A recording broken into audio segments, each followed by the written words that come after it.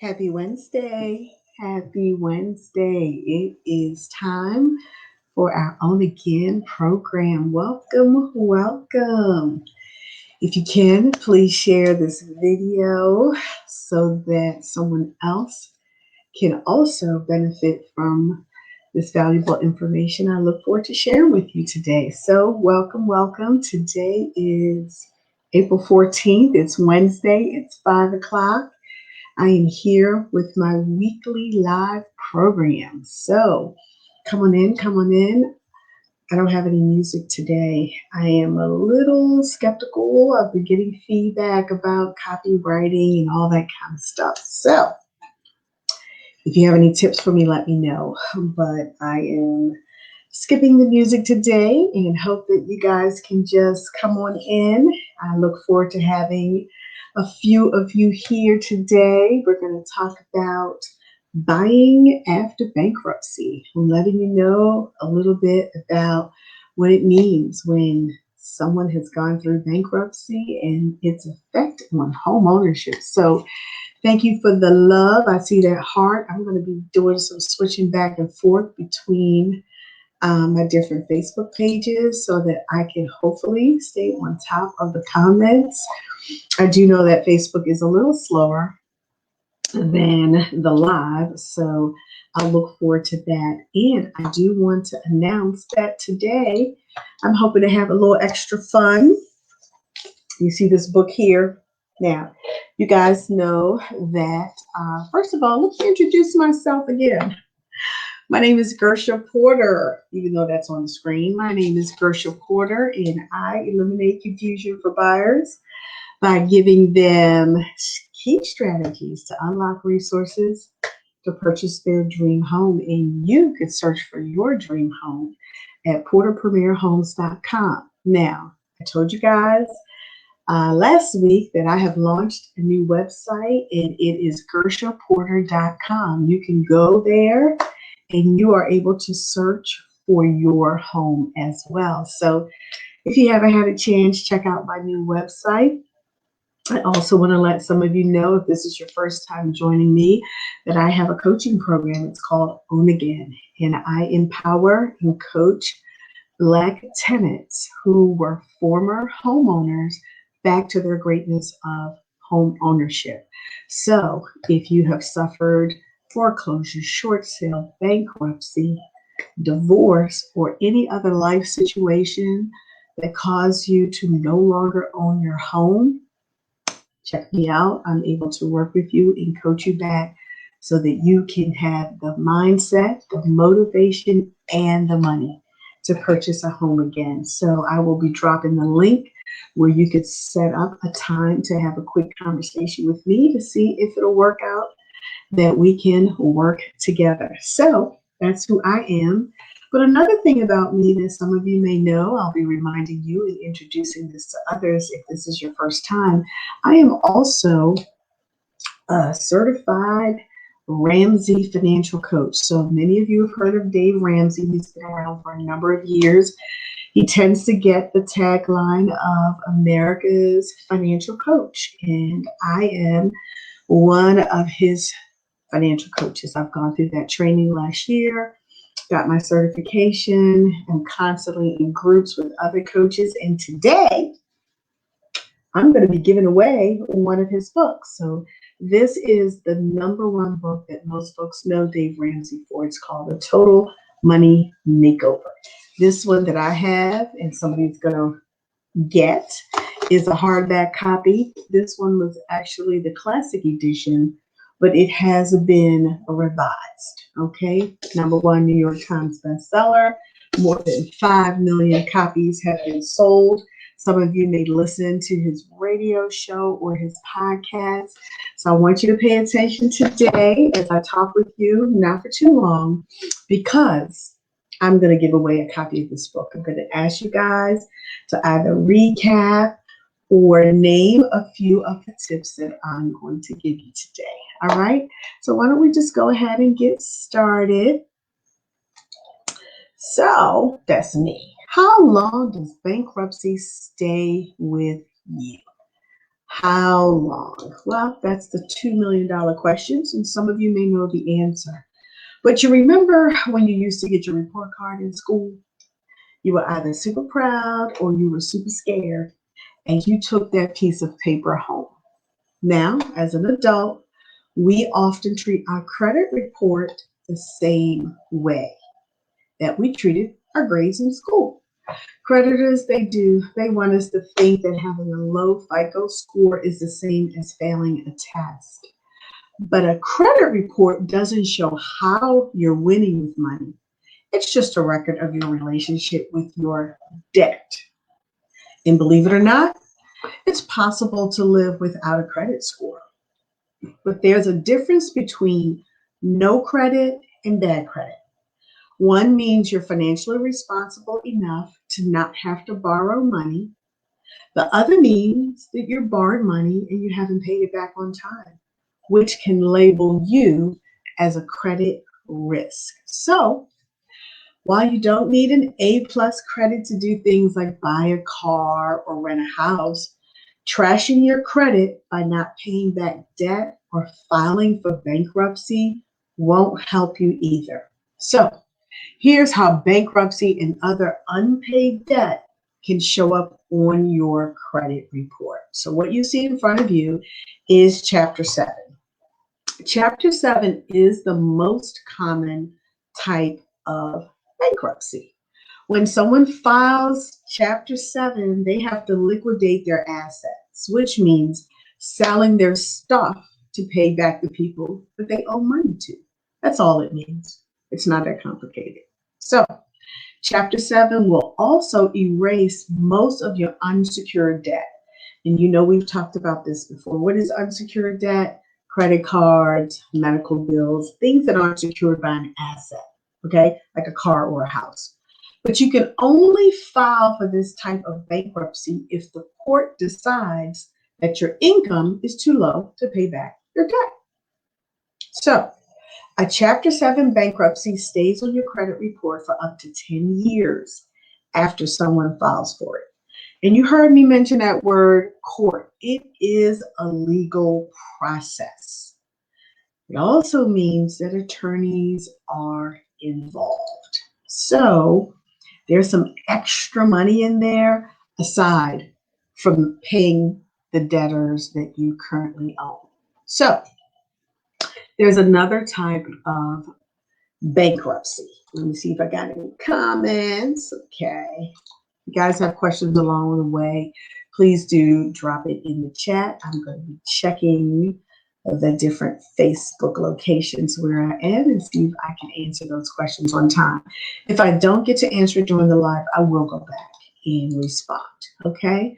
So now you're looking at a slide that says Chapter 13. So what happens if somebody files for Chapter 13 bankruptcy? What they do is they work out a monthly payment plan to pay back some or all of their debt over 3 to 5 years. So there's a window, there's a period of time. So most people are able to keep their assets, like their house or a car, as long as they're paid for or included in that same repayment plan. This type of bankruptcy isn't as harmful to someone's credit as Chapter 7 because they still have to repay their debt instead of just having it wiped out. So the way that I remember the difference between the two types is repay is 2 syllables, 13, and Chapter 7, there's no repayment, okay? So a Chapter 13 bankruptcy still stays on your credit report for up to 7 years after someone files. And you hear me keep saying up to. This stuff isn't a hard fact, okay? It's not cut and dry hard. It could vary. It really depends on the situation. And the best person to give you that advice is a bankruptcy attorney. I'm having this conversation with you today because I am looking to help those individuals who filed for bankruptcy. The period of time in which they had to wait is almost up and they're ready to own again. Okay, so I am not here to give you advice about whether you should or should not file for bankruptcy. I am here to empower those of you who did file that you can become a homeowner again. All right. Now that we know about the two types, how do you remove bankruptcy from your credit report? Is that possible? Well, I hate to be a Debbie Downer right now, but there is not much you can do to take a bankruptcy off your credit report except wait the 7 to 10 years it'll take to legally disappear. Don't There are people who tell you they can remove a bankruptcy. It is a legal status. So, because it goes through the court, a bankruptcy also becomes a public record. That means that potential employers, banks, businesses, and clients can all see the details of your bankruptcy as long as it's on your credit report. And I know that's not fun. You may have applied for a job, they'll ask you that question. You may have applied for an apartment, they may have asked you that question. You may have applied for a loan for an automobile and they ask you that question. If you say no and you did, it's going to still come up. Okay, so you might as well just come clean. But even if you can't erase a bankruptcy from your credit report before that 7 years is up, you can make sure that nothing will slow down the process. So once that court has officially forgiven your debt in a bankruptcy, double check. Please look at your credit report and make sure it's marked as discharged. Make sure it's marked as discharged on your credit report. Now, you guys know I tell you all the time, www.freecreditreport.com. Take a look, see what's on your credit report. This will show that you're no longer in the middle of a bankruptcy if it says discharged. And the more time that's passed since that bankruptcy, the less it'll affect your credit rating. So your scores will continue to climb as years go by. So if you notice any errors on your credit report, or if the bankruptcy is still showing up after it should have been taken off, you can contact the major credit bureaus to report that mistake and get them fixed. You have that right. If there's a discrepancy, there are laws in place that says you can say, hey, this is wrong, please remove this. So you can come across a bankruptcy removal service that promises to erase that stain from your credit report for a fee. Please don't pay them to do something that you could do yourself. If it's on there and it's wrong, you can take care of it. Just look over the details of your credit report. Send a letter to the credit bureaus if you find a problem. Okay? How do you build your credit after a bankruptcy? Yes, you have the power to build your credit score back up. A bankruptcy is devastating and it's life-altering. It's a life-altering event. You may have to give up a car, you may have to give up a home, but that can leave some serious emotional scars. And we work through that in our Own Again coaching program. We know that it is more than just numbers and tangible things. It's also our mindset and how we feel. But just because you've got bankruptcy or other negative information clouding up your credit history, it doesn't mean that life is over. Not at all. I know many of buyers I've worked with before had bankruptcy, and we just excitedly got to that closing table and they got their key. So you can come back from a bankruptcy. Yes, you can. Yes, you can. And I am here to encourage you, to coach you on, to cheer you on. It does. It starts with dusting yourself off. Come on, get up. We're going to get some motivation and learning from your mistakes, because we all make mistakes. I talked about that in the last live. I've made mistakes. So you have made them. Everybody's made mistakes. So here are some ways to help you rebuild your financial stability after a bankruptcy.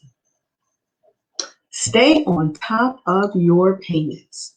Unfortunately, there are a lot of folks, specifically businesses, they won't be as quick to trust you after a bankruptcy. It could be a while, actually, before you're back on your feet. And we understand that. Just take your time and go through it. But the best way to prove that you won't end up in the hole again is by managing your money better. Okay? So go ahead and get yourself on a budget. And in the Total Money Makeover, there's lots of information about getting on a budget. You guys also know I shared with you a free app, and I'll make sure to drop it this time again. It's called the Every Dollar app. It allows you to manage your budget electronically right here from your phone. Okay. So staying on top of your payments, along with having a steady income, is one of the best things that you can do for your credit after a bankruptcy because it shows you're trying to be more responsible with your money. So if you still have some debt that weren't erased in your bankruptcy, like a student loan, some kind of government debt, because they don't go away in a bankruptcy. Don't let anybody fool you. So if you have any kind of reaffirmed debt where you committed to the terms of a current loan, child support, or alimony, you want to knock those out as soon as possible with the debt snowball method. And that is something that Dave Ramsey and those of us who are financial coaches in his program work that through with you. And that's where we go from the smallest debt to the largest debt. Okay? So you want to try to just set some leftover debt, get them out of your life as soon as possible by just settling those as well. Okay? So stay on top of payments. And the best way to really stay on top is to make as many as possible auto pays. Build an emergency fund. So after bankruptcy, saving money is the name of the game. You want to build yourself a nice emergency fund of maybe 3 to about 6 months of expenses to just act as a cushion between you and whatever life throws you. And you know it happens all the time. A flat tire, a dental bill you didn't expect, whatever comes along, you want to be able to take care of that emergency because you know that you are never going back down that bankruptcy road again, right? So since you're already in the money saving mindset, you also want to make sure that you're saving up for the things you want and paying them in cash. Cash, cash, cash. Yes, it requires a lot of patience to save and pay in cash, but it means that you won't have to stress out about making payments on the sofa or anything else month after month. And if you're wondering when you'll be able to buy a house after bankruptcy, I know that's your question because you're here with me today. It usually takes about 2 years of paying everything on time and having stable income, as well as saving up a significant down payment. So when you've gone through bankruptcy, some of these 3% and 3.5% programs won't work for you. You're going to have to put more money down. So it means you got to save. But the good news is there's a way to get a mortgage without a credit score too. It's called manual underwriting, which looks for your income and your payment history instead of your FICO score. So set up a time. Let's talk about how you can get back to your greatness of owning a home again. All right. So kiss credit goodbye. Yep. Cut up those cards. Don't put them in the freezer in ice like people tell you. Just cut them up. All right. Cut up those cards. And when you cut up those cards, you won't be tempted. It only takes a quick Google search to see that everyone wants you to rebuild your credit after bankruptcy. I've heard it time and time again. As soon as you file, you're going to get pieces of mail after mail after mail with folks asking you to sign on the dotted line for a new credit card. Don't push your luck. It's time you stop trying to tame that credit. So you may also hear a lot of folks talk about secured loans and secured credit cards. They're marketed as a safer option for people who have gone through bankruptcy. But let's just be clear. The only way to secure your wealth is by staying away from debt and credit altogether. So debt pulled you into the mess of bankruptcy, and it's not going to help you get out of it. So just consider this a lesson learned on how not to manage money. So I want you to continue to think about these tips. If you have any questions, absolutely feel free to reach out to me. You can go to my website, gershreporter.com. You can leave a message here, wherever you might be seeing this live right now on Facebook or some other method.